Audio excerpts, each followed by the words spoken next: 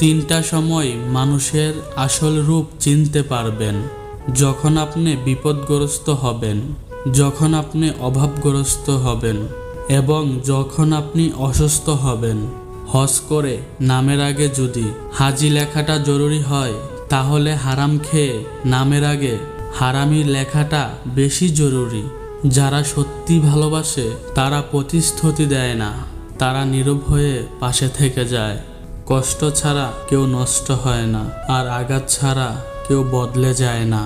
একজন নারীর ধ্বংসের তিনটি কারণ: নাম্বার 1, যেই নারী স্বামীর সাথে জিদ করে। নাম্বার 2, যেই নারী স্বামীর মুখে মুখে তর্ক করে। নাম্বার 3, যে নারী মা বোনের কুপরামর্শে স্বামীর বাড়িতে অশান্তি সৃষ্টি করে।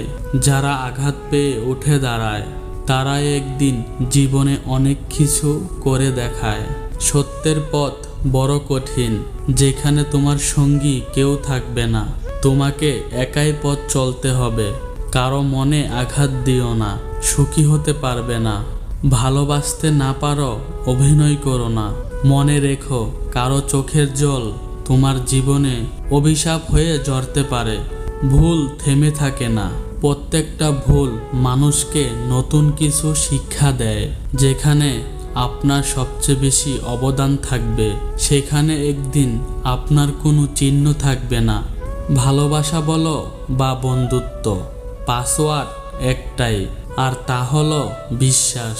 আর সব সম্পর্কর মূলধন হলো সম্মান। তাই সম্মান অক্ষুণ্ণ রেখে বিশ্বাসের মর্যাদা দেন। যে কোনো সম্পর্ক টিকে থাকতে বাধ্য, কিছু মানুষ তা নয় যা সে মুখে বলে। তাই আপনার সঙ্গীদের থেকে সাবধান থাকুন। কিছুটা জিদ সব মানুষের মধ্যেই থাকা উচিত, কারণ যে মানুষের মধ্যে কোনো কিছু করার জিদ থাকে, তাকে সহজে কেউ পরাজিত করতে পারে না।